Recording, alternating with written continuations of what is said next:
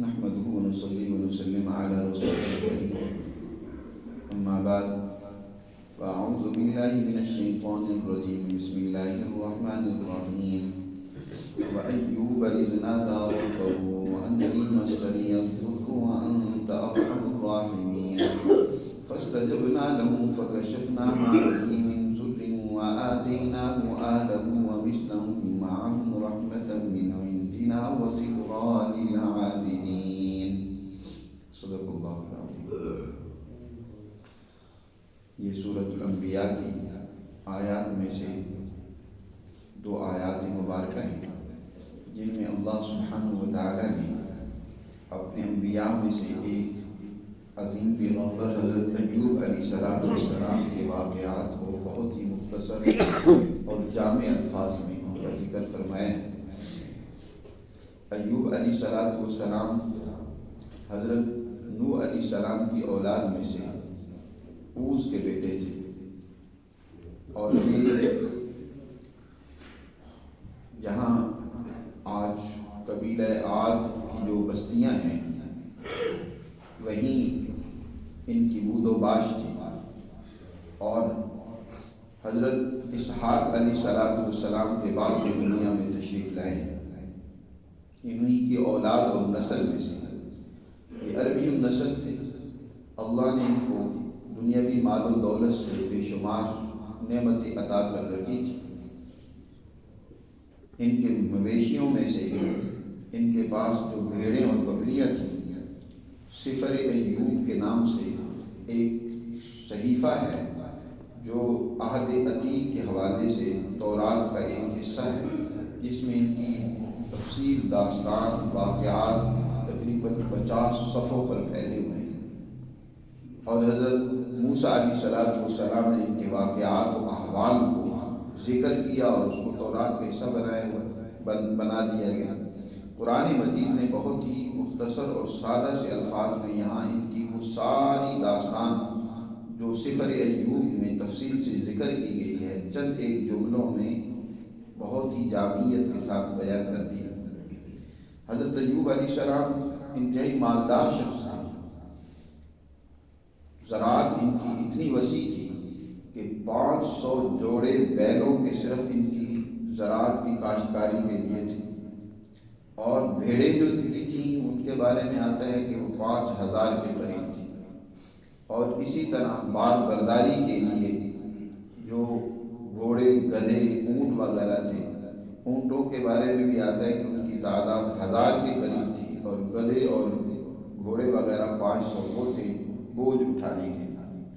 بہت ہی مالدار تھے، لیکن ان کی یہ دولت اور مالداری کوئی نخوت و تکبر و غرور کا باعث نہیں تھی، بلکہ اللہ کے شکر گزار بندے بن کر اللہ کی نعمتوں کا درست استعمال کرتے تھے۔ اللہ کی مخلوق کی خیر خواہی کرنا اور اللہ تعالیٰ کی ان نعمتوں کی قدر کرنا ان کے اندر سب سے نمایاں طور پر اس دور میں موجود تھا۔ کہا جاتا ہے کہ شیطان نے اللہ سے کہا کہ یہ ایوب تیری جو شکر گزاری کرتا ہے اس کی وجہ یہ ہے کہ اس کے پاس سب کچھ ہے، مال و دولت اس کے پاس بہت ہے، اس لیے شکر گزار بنا۔ اگر اس کو تکلیف میں، مصیبتوں میں، تنگدستی اور غربتوں میں مبتلا کر دیا جائے تو پتہ چل جائے گا یہ کتنا شکر گزار بنتا ہے۔ چنانچہ حضرت ایوب علیہ السلام پر ایک امتحان آیا کہ ان کی وہ ساری دولت اور نعمت ان سے چھن گئی۔ ان کی اولاد جو اس وقت تھی 7 بیٹے اور 3 بیٹیاں تھیں، وہ اپنے بڑے بھائی کے ہاں مدعو تھے کہ یکدم مکان گرا، وہ سب کے سب ہلاک ہو گئے، فوت ہو گئے۔ اسی طرح قوم سبا اور اسی طرح بابلیوں نے حضرت ایوب علیہ السلام پر حملہ کیا، ان کے شریروں اور ڈاکوؤں نے، اور جو کچھ ان کا مال مویشی تھا وہ سب لوٹ کے لے گئے، مال و دولت سب ختم، اولاد وہ سب فوت ہو گئی۔ اور اب بھی حضرت ایوب علیہ السلام کی زبان پر اگر ادا ہوتا ہے تو صرف اللہ کا شکر۔ وہ کہتے ہیں کہ میں دنیا میں جب آیا تو ماں کے پیٹ سے جب باہر نکلا تھا تو میرے جسم پر تو کوئی کپڑا بھی نہیں تھا، تنی تنہا تھا، خالی جسم تھا۔ مالک نے اتنا کچھ دیا، اسی مالک نے لے لیا، اس کی مرضی۔ نہ تو میں ساتھ لے کر آیا تھا اور نہیں ساتھ لے کر اس کے پاس جاؤں گا، اسی نے دیا تھا، کچھ عرصہ استعمال کرنے کے لیے استعمال کیا، اب لے لیا تو کیا ہوا۔ تو ہر حال میں پھر بھی اللہ کا شکر کرتے ہیں۔ مگر ایک جسم باقی تھا، صحت مند جسم، توانا جسم تھا، اللہ نے اس کو بھی مصیبت میں مبتلا کر دیا۔ کہا جاتا ہے کہ حضرت ایوب علیہ السلام ان کے جسم پر ایسے پھوڑے اور خارش نمودار بھی کہ پاؤں کے تلوے سے لے کر سر کی چالی تک جسم کا ایک ایک حصہ خارش میں مبتلا ہے۔ ہر وقت ایک پتھر لے کر اس سے جسم کو خارش کرتے رہتے، لیکن پھر بھی کسی وقت زبان سے ناشکری کا کلمہ نہیں نکلتا۔ اسی طرح کئی سال بیت گئے، بعض روایات کے مطابق 7 سال تک اس طرح تکلیف میں مبتلا رہے۔ آخر پھر اللہ سے عرض کیا تو صرف ان الفاظ میں جس کا قرآن نے یہاں ذکر کیا ہے۔ اللہ تعالیٰ ارشاد فرماتے ہیں ایوب، اے پیغمبر ایوب کا بھی ذکر کیجئے، اذ نادى ربہ، جب اس نے اپنے رب کو پکارا اور کیا کہا، انی مسنی الضر، اے میرے پروردگار میں تکلیف میں مبتلا ہوں گا، مجھے دکھ اور درد پہنچا ہوا ہے، اور وانت ارحم الراحمین، تو ارحم الراحمین۔ بس اتنی سی بات ہے، مسنی الضر، اے اللہ مجھے ضرر اور تکلیف پہنچی ہے اور تو ارحم الراحمین۔ دو سادہ سے جملوں میں اللہ کے سامنے وہ کچھ کہہ دیا جس سے بڑھ کر کچھ کہنے کی ضرورت نہیں ہے۔ یہ دنیا میں جو کچھ بھی ہے یہ اللہ کی رحمت ہی کا اثر ہے، اور جو کچھ دنیا میں تکلیف اور اذیت انسان کو پہنچتی ہے، یاد رکھو اس کے پیچھے اس کا اپنا ہی کوئی نہ کوئی فعل یا عمل ہوتا ہے۔ حضرت ایوب علیہ السلام کا بھی کوئی عمل ہوگا یا کوئی ایسی وجہ ہوگی جس کی وجہ سے انہیں وہ تکلیف پہنچی ہے۔ اس لیے آپ قرآن مقدس میں مطالعہ کریں گے تو آپ کو اندازہ ہوگا کہ ہمیشہ انبیاء تکلیف کی نسبت اپنی طرف کرتے ہیں، کبھی اللہ کی طرف نہیں، کیونکہ اللہ کے کارخانے میں شر نہیں ہے، اللہ کے ہاں خیر ہی خیر ہے۔ اللہ نے ساری کائنات کو خیر پر پیدا کیا۔ جی حضرت ابراہیم علیہ السلام کا آگے سورۃ الشعراء میں ذکر آئے گا کہ جب وہ بیمار ہوئے تو کیا کہتے ہیں، وَإِذَا مَرِضْتُ فَهُوَ يَشْفِينِ، میں بیمار ہوتا ہوں اپنی کسی غلطی سے، کمزوری سے، تو شفا کس کی طرف سے آتی ہے؟ اللہ کی طرف سے آتی ہے۔ حضرت آدم علیہ السلام دکھ اور تکلیف میں مبتلا ہوئے، جنت سے نکالے گئے تو کیا کہتے ہیں، ربنا ظلمنا انفسنا، اے اللہ ہم نے اپنی جان پر ظلم کیا، تو نے نہیں، ہم نے زیادتی کی، ہم سے غلطی ہوئی۔ وَإِن لَمْ تَغْفِرْ لَنَا وَتَرْحَمْنَا، مغفرت و رحمت تیری طرف سے ہوگی تو ہم بچ سکیں گے، وگرنہ ہماری تباہی یقینی ہے۔ تو انسان کو ہمیشہ تکلیف جب بھی کوئی پہنچے تو اسے اپنی طرف دھیان دینا ہوگا کہ مجھ سے کہاں غلطی ہو گئی۔ اب بظاہر چاہے آزمائش ہے، امتحان ہے حضرت ایوب علیہ السلام پر، لیکن اس کے پیچھے کچھ اسباب ایسے موجود تھے کہ ان سے کوئی غلطی ہوئی۔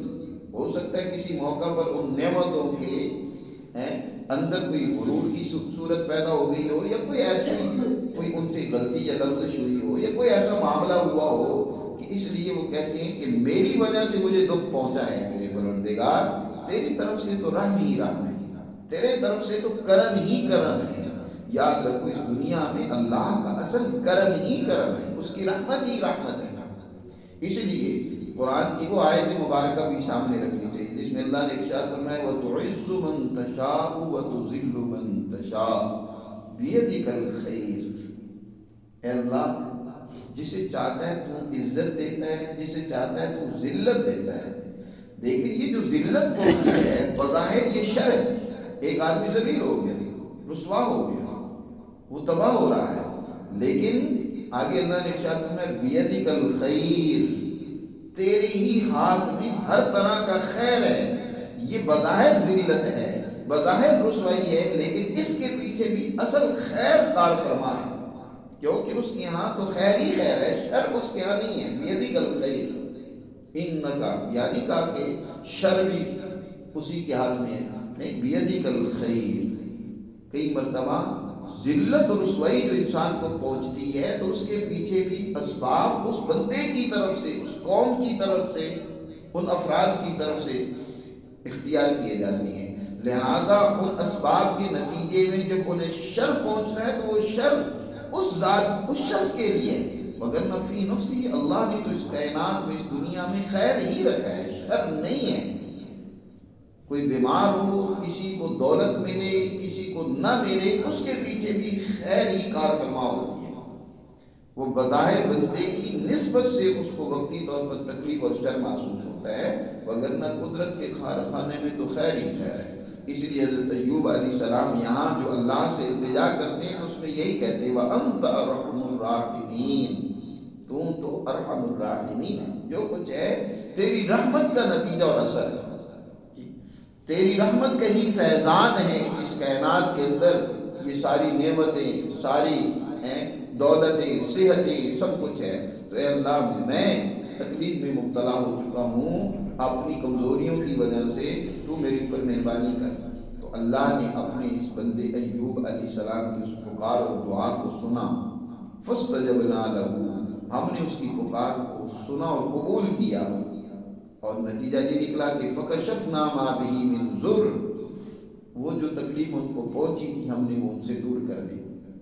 حضرت ایوب علیہ السلام کی دنیا میں جب مصیبت آتی ہے نا تو عام طور پر اپنے بھی ساتھ چھوڑ دیتے ہیں. کسی دوست کا پتہ چلتا ہے مصیبت کے وقت، راحت ہو، نعمت ہو، خوشی ہو تو پھر تو پرائے بھی اپنے بن جاتے ہیں جی.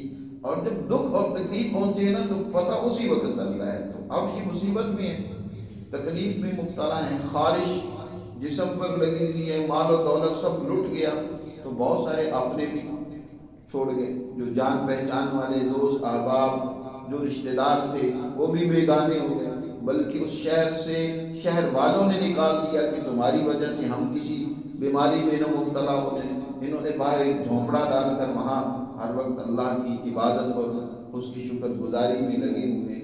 روح ہے کہ وہ پر یقین ہے، دل ہے کہ صبر سے لبریز ہے، زبان ہے کہ زمزم ہے، شکر و حمد ہے، ہر وقت اللہ کی حمد و ثنا میں اور اس کی شکر گزاری کی کیفیت طاری ہے. کوئی ساتھ نہیں سوائے ایک عورت کے، اہلیہ کے، جس کا ذکر دوسری جگہ پر آتا ہے کہ وہ خدمت کے لیے ساتھ ہے. اس دکھ اور تکلیف میں بھی اس نے ساتھ نہیں چھوڑا، باقی کوئی ساتھ نہیں، سب دور ہو گئے. اب حضرت ایوب علیہ السلام نے جب اللہ سے اس کی رحمت مانگی تو اللہ نے حضرت ایوب اپنے بندے کی اس دعا کو قبول کیا. فکشفنا ما بہ من ضر، اور ان کے اس ضرر اور تکلیف کو دور کر دیا. اور وآتیناہ اہلہ، فرمایا ہم نے ان کو ان کے اہل بھی دے دیے، ان کی تکلیف بھی دور ہوئی. اللہ نے مال و دولت پہلے سے زیادہ نوازا، اور پھر ان کی عمر بھی کافی طویل تھی، 140 سال کے قریب ان کی عمر ہے. 4 پشتیں انہوں نے دیکھی. اس کے بعد اللہ نے اولاد دی، شادی کی، اس سے اولاد ہوئی، اس سے اولاد ہوئی، آگے 4 پشتیں تک انہوں نے دیکھی. اسی کو قرآن نے کہا وَآتَيْنَاهُ أَهْلَهُ، کہ ہم نے ان کو اہل و عیال بھی عطا کیا. وَمِثْلَهُمْ مَعَهُمْ رَحْمَةً، وَمِثْلَهُمْ مَعَهُمْ، جو پہلے اہل و عیال رشتہ دار اور عزیز و اقارب دور ہو گئے تھے وہ بھی قریب آ گئے جی. اور اتنی اللہ نے اور بھی اہل و عیال ان کو دیے، یعنی ان کی نسل آگے اور بڑھے.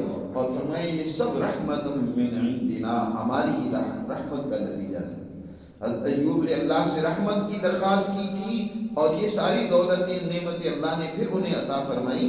یہ بھی رحمت من عندنا، ہماری طرف سے ہماری رحمت تھی. اور وذکریٰ للعابدین، اور عبادت گزاروں، اللہ کے احکامات کی اطاعت کرنے والوں کے لیے اس میں بڑی نصیحت ہے. تو اس سے بھی نصیحت پکڑیں کہ اللہ کا بندہ وہ ہوتا ہے جو ہر حال میں اس کا بندہ ہو. یہ نہیں ہے کہ نعمت ملے تو اس کا بندہ بن کر رہے، مصیبت اور تکلیف آئے تو پھر اس کی بندگی ختم، پھر شکو شکایت بنتا ہے جی. مسلمان جو اس کا بندہ بن کر زندگی گزارنا چاہتا ہے، اس کا مطیع اور فرمانبردار بندہ بننا چاہتا ہے، اس کے لیے اس میں بڑی نصیحت ہے. ان کی زندگی ان کے لیے مشعل راہ ہے کہ ہر حال میں اللہ کے شکر گزار بنتے رہیں. کوئی تکلیف مصیبت آئے تو اپنی غلطیوں کی طرف تو متوجہ ہوں، اپنی کمزوریوں کو تو دیکھیں اور دور کریں، کہاں مجھ سے مسٹیک ہوئی ہے، کہاں مجھ سے غلطی ہوئی ہیں، لیکن الزام اللہ کی طرف نہ ہو، اس کی طرف رحمت ہی کی طلب ہو کہ یا اللہ تیری رحمت کا فیضان پہلے بھی تھا، اب بھی تیری رحمت سے ہی یہ مسئلہ حل ہوگا، کمزوری میری طرف سے، میری کوتاہی ہے، اے اللہ تو ہی مہربانی فرما۔ لیکن اس وقت بھی زبان پر اللہ کا شکر ہی ہو کہ یہ جو اللہ کی طرف سے تکلیف آئی ہے یہ بھی در حقیقت میرے کسی بہتری کے لیے ہے، میرے کسی بد اخلاقی کو دور کرنے کے لیے ہے، میرے اندر کی اعلیٰ صلاحیت و استعداد پیدا کرنے کے لیے ہے۔ بس اوقات تکلیف میں انسان کو وہ نعمتیں ملتی ہیں یہ انسان اس کا اندازہ نہیں کر سکتا۔ جسمانی نعمتوں کو تو ہم عام طور پر نعمت سمجھتے ہیں، جو روحانی نعمتیں ہوتی ہیں ان کو ہم نعمت عام طور پر سمجھتے نہیں، حالانکہ وہ ان جسمانی اور مادی نعمتوں سے بھی بڑی نعمتیں ہوتی ہیں۔ قرآن نے دوسری جگہ پر فرمایا نا وَلَنَبْلُوَنَّكُمْ بِشَيْءٍ مِّنَ الْخَوْفِ، مسلمانوں تمہاری آزمائش ضرور ہوگی، کبھی تم پر دشمن کا خوف ہوگا، کبھی معاشی اور اقتصادی تنگی اور غربت آئے گی، وجوع من الخوف والجوع ونقص من الاموال والانفس والثمرات، کبھی سیاسی طور پر بدحالی آ جائے گی، کبھی معاشی طور پر تباہی و بربادی ہوگی۔ ہم تمہاری آزمائش مختلف حالتوں سے ضرور کریں گے، لیکن وبشر الصابرین، صبر کرنے والے ہیں مضبوط لوگوں کو جو اس وقت بھی اپنی حالت کو قائم و دائم رکھیں، اے پیغمبر انہیں خوشخبری سنا دو کہ جنہیں مصیبت پہنچتی ہے الذین اذا اصابتهم مصیبہ، جب مصیبت پہنچتی ہے تو وہ زبان سے اللہ کی طرف رجوع کرتے ہیں اور کہتے ہیں انا للہ و انا الیہ راجعون، ہم اللہ ہی کی ملکیت ہیں، وہی ہمارا مالک ہے، آخر انجام کار بھی اسی کی طرف لوٹ کر جانے۔ اور فرمایا اولئک علیہم صلوات من ربہم ورحمہ، یہی لوگ ہیں جن پر اللہ کی خصوصی رحمتیں ہوتی ہیں، صلوات ہوتی ہیں، مہربانیاں ہوتی ہیں، اللہ کی رحمت کے مستحق یہی لوگ ہیں جی، صلوات من ربہم ورحمہ واولئک هم المہتدون، یہی ہدایت یافتہ ہے۔ اللہ نے تین بڑے انعامات کا وعدہ کیا کہ مصیبتوں پر جب کوئی بندہ صابر رہتا ہے، شاکر رہتا ہے تو اللہ پھر بڑے انعامات سے نوازتا ہے۔ تو اس لیے مصیبتیں بس اوقات انسان کی بڑی ترقی کا باعث بن جاتی ہیں، بشرطے کہ ان میں انسان صبر و استقامت کے دامن کو نہ چھوڑے۔ اللہ نے حضرت ایوب علیہ السلام کے اس واقعے کے ذریعے سے ہمیں بڑی نصیحت کی ہے، اس سے ہمیں درس لینے، سبق حاصل کرنے کی ضرورت ہے۔ اللہ ہمیں اس کی توفیق نصیب